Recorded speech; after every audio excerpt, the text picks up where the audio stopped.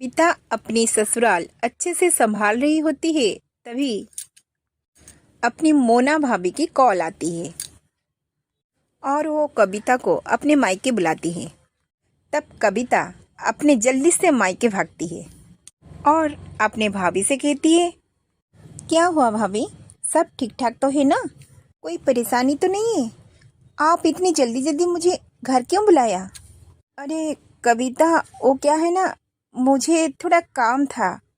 मैं ये सोच रही थी कि घर को हम कलर प्रिंट बना देते हैं, इससे पीओपी पुट्टी लगाकर नया प्रिंट बनवा लेते हैं।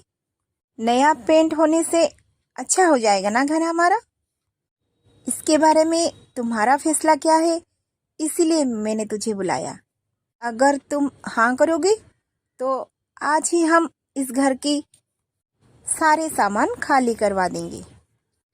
पेंट के बारे में तो भाभी सही सोचा है, पर लेकिन इधर का सामान खाली करवाओगे तो रखोगे कहाँ? कोई जगह देखी है क्या? अरे हाँ, तुमने तो सही कहा। मैंने तो इस बारे में सोचा ही नहीं। हाँ, ऐसे ही सामान हम कहाँ रखेंगे? वही तो भाभी, पूरी तैयारी कर लेती फिर ये बात सोच लेना। अब देखो, ये सब तैयारी तो हो गई है, पर जगह ही नहीं ठीक किया। कहाँ रखोगे सामान? सड़क पर थोड़े ही ना रख सकेंगे हमारे सामान। अरे हाँ कविता, कोई बात नहीं, तुम आ गई हो ना।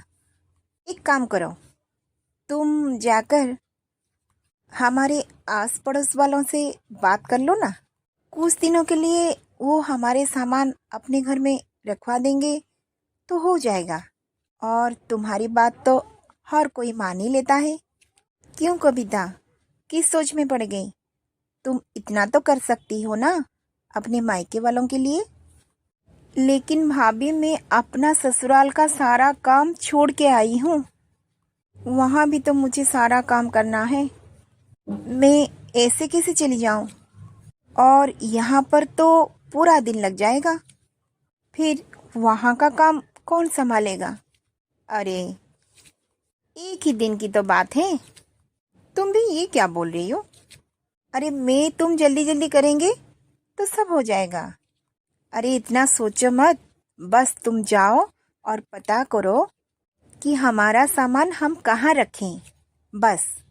ठीक है? ठीक है भाभी।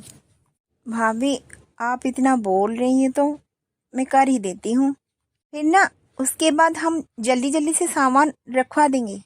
फिर इसके बाद कविता अपनी भाभी की बात सुनकर जल्दी जल्दी अपने कामों पर लग जाती है और एक पड़ोस के घर अपना सामान रखवा देते हैं।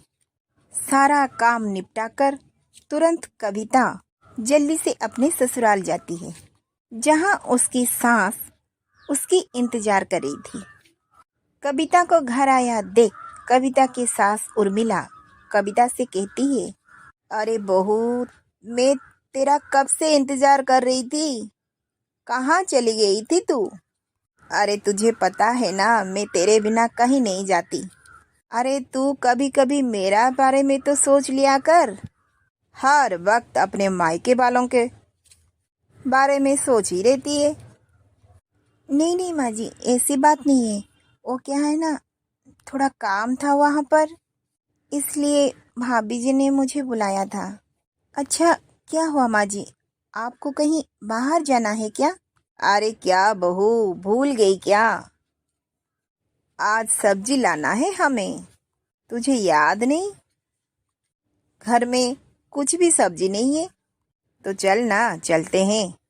माँ जी, मैं आकाश जी को बोल दूँ, आप उनके साथ चले जाएंगे? अरे बहू, तू ये कैसी बात कर रही है? अरे आकाश सब्जियां थोड़ी ना छांट पाएगा। अरे वो तो हम दोनों को अच्छे से सब्जियां लाना है। अरे देर मत लगा, जल्दी चल। हम जितना जल्दी जाएंगे उतना जल्दी वापस आ जाएंगे। कविता थकने के बावजूद भी अपने सासू माँ के साथ बड़ी बाजार जाती है सब्जी लाने के लिए, और फिर आने में बहुत देर लग जाती है। घर आने के बाद कविता घर का सारा काम भी करती है और खाना भी तैयार करती है। फिर सबको खाना परोसती है। फिर सब खाना खाने के बाद उसको सोने के लिए टाइम मिलता है। कविता ऐसे ही रोज रोज अपने मायके और ससुराल के बीच पीसी रही थी। फिर कुछ दिनों बाद कविता अपने सासू माँ की पैर दबा रही थी। तब भी उसकी मोना भाभी आती है। अरे कविता, मैंने तुमको कितना कॉल किया और तुम हो कि मेरा फ़ोन रिसीव ही नहीं कर रही हो, क्या बात है? भाभी, वो क्या है ना, मेरा फ़ोन कमरे में था ना, और मैं यहाँ माँ जी की पैर दबा रही थी, इसलिए मैंने देखा नहीं। लेकिन आप यहाँ पर अचानक, क्या कोई ज़्यादा ज़रूरी काम था? हाँ कविता, काम तो था ही। अच्छा आंटी, आपकी पैरों का दर्द अब कैसा है? क्या बताऊं बेटा, बहू ने तो अभी अभी पैर दबाया है, तब जाकर थोड़ा आराम मिला है। पर तुम यहाँ कैसे? और तुमने तो बताया नहीं, क्या काम है कविता से, बताओगे नहीं? वो क्या है ना आंटी, कल मैं अपने मायके जाने वाली हूँ, इसलिए मुझे थोड़ा पार्लर जाना था। सोच रही थी कि फेशियल जरा करवा लूँ, इसलिए कविता को अपने साथ लेने आई हूँ। क्या भाभी, पार्लर? मैंने तो कल ही पार्लर गई थी और आपसे पूछा भी था, आपने तब भी तो कुछ नहीं कहा। अब आपके साथ पार्लर जाकर इतनी देर तक करूँगी क्या? अरे बैठे रहना, और देखो ना, मम्मी भी तो मुझे अकेली कहीं जाने नहीं देती। जब भी कहीं जाओ तो कहती हैं कविता को अपने साथ ले जाओ, इसलिए मैं तुम्हें बुलाने चली आई। और अकेली कहीं जाऊं तो मम्मी जी नाराज हो जाएंगी। देखिए उमा आंटी, आप थोड़ा एडजस्ट कर लेंगी ना, हम यूं ही जाएं और यूं ही आ जाएंगे। ठीक है बहू, तू इतना कह रही है तो मैं अपने बहू को तेरे साथ भेज देती हूँ। लो कविता, तुम्हारी सास भी तो हाँ कर दी। चलो जल्दी तैयार हो जाओ, फिर चलते हैं। अरे अब तो तेरे दोनों मायके की परमिशन मिल गई। फिर कविता अपने भाभी के साथ पार्लर जाती है। पार्लर में कविता बैठी रहती है, जहाँ मोना अपना फेशियल कर ही लेती है। कविता मन ही मन अपने मायके और ससुराल के बारे में सोच सोच कर चिंता में पड़ गई थी। इससे इस दोनों परिवार के झंझट से निकले, यही सोच रही थी पार्लर में बैठ बैठ कर। हर रोज कोई ना कोई उसे अपने साथ लेकर चला जाता है। फिर उसके आने के बाद घर का सारा काम उसे खुद ही करना पड़ता है। इससे तो वो रोज रोज तंग आ गई थी। उसे तो खुद के लिए समय भी नहीं मिल पा रहा था। इसीलिए एक दिन वो समय निकालकर अपनी सहेली मुस्कान के घर जा रही थी। अपने सहेली के घर पहुंचकर अपने सहेली से अपनी परेशानी के बारे में बता रही थी। क्या बताऊं मुस्कान, मैं तो रोज रोज परेशान आ गई हूँ। ये ससुराल मायके, पहले तो मैं ससुराल ही संभाल रही थी, पर अब सबको संभालते संभालते मैं तंग आ गई हूँ। ससुराल में सारा काम अकेली करनी पड़ती है और ऊपर से कभी ना कभी भाभी बुला लेती है, तब मायके भी देखना पड़ता है। फिर इतना काम करवाना पड़ता है कि पूछो मत। अरे मैं थक गई हूँ यार, क्या करूँ? मुझे तो खुद का रेस्ट ही नहीं मिल रहा है। अब आई समझ में। मतलब तेरे ससुराल वाले और तेरे मायके वाले छोटी छोटी बातों पर तुझसे पूछते रहते हैं और तेरे से ही सारा काम करवा लेते हैं। अरे चिंता की तो कोई बात नहीं, ये तो सही है। चल, तुझे तो कोई पूछता है, यहाँ तो कोई पूछने वाला नहीं है। तेरे से तो कोई सजेशन लेता है, ये तो सुनकर मुझे अच्छा लगा। अरे मैं तो कभी कभी सोचती हूँ कोई मुझे तो कुछ पूछे, लेकिन मुझे पूछने वाला ही कोई नहीं है। अरे बहन, ये सब दिखावा है और ये सब दूर से ही अच्छा लगता है, पर ये रोज रोज का तो तंग और परेशानी की काम है।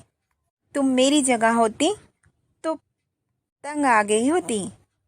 अरे जिस पर बीत रही होती है ना, उससे ही पता चलता है परेशानी कैसी होती है।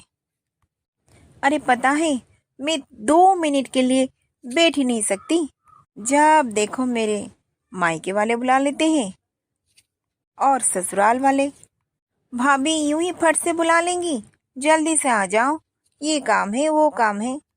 फिर ऊपर से सासू माँ, वो तो मुझे अपने साथ कहीं ना लेते हुए कहीं जाएंगे भी नहीं।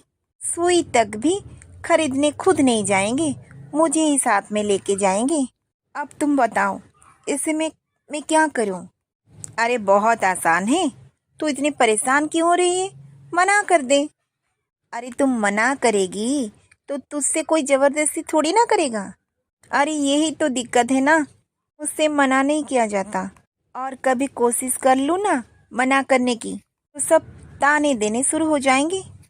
हाँ, तू तो अब अपने मायके वालों की ही सुनेगी और मायके वाले बोलेंगे हाँ अब तो तेरा वो मायके हो गया, अब हमारे कहाँ सुनेगी तू? तुम ही बताओ, ऐसे में मैं क्या करूं? इसलिए मैं मान ही लेती हूँ। ये तो बड़ी चिंता की विषय है और मुझे लगता है तू काफी फंस गई है। देख, तू चिंता मत कर, कोई ना कोई हल तो है। देख यार, कुछ ना कुछ हल तो निकालना। मुझे तो कोई रास्ता दिखाई नहीं दे रही है। अब तू ही बता, तू ही कुछ मेरा मदद कर ले। अरे कोई अच्छा सा आइडिया हो तो बता देना। अरे हाँ, एक आइडिया है। तू शादी से पहले जॉब करती थी ना, और तब तो कोई तुझे पूछता ही नहीं था। तू अब इतना फ्री रहती है तो हर कोई तुझे पूछता ही रहता है। इसलिए तू एक काम कर, तू वापस अपना वो जॉब ज्वाइन कर ले। तू जॉब करेगी तो वो लोग तुझे ऐसे छोटे मोटे काम में अपने साथ बुलाएंगे भी नहीं और तू अपने काम पर एंगेज हो जाएगी। फिर उनको मना भी कर सकेगी अपने काम के बहाने में। ठीक है ना? अपनी सहेली की आइडिया कविता को बहुत अच्छा लगा और वो फट से जाकर अपने वो जॉब में ज्वाइन कर लेती है। जॉब करने के बाद एक दिन कविता की सास अपनी कविता से कहती है, अरे बहू, तुम मेरे साथ जरा बाजार चलना। वो क्या है ना माँ जी, मुझे अभी अपने एक रिपोर्ट सबमिट करना है। माफ कीजिए माँ जी, मैं आपके साथ नहीं आ पाऊंगी। और सासू माँ भी चुप हो जाती है क्योंकि बहू को अपना ऑफिस का काम करते हुए देख कोई कुछ नहीं कहता। मायके वाले भी मान जाते हैं और ससुराल वाले भी मान जाते हैं। तब जाकर कविता को थोड़ा आराम मिलता है।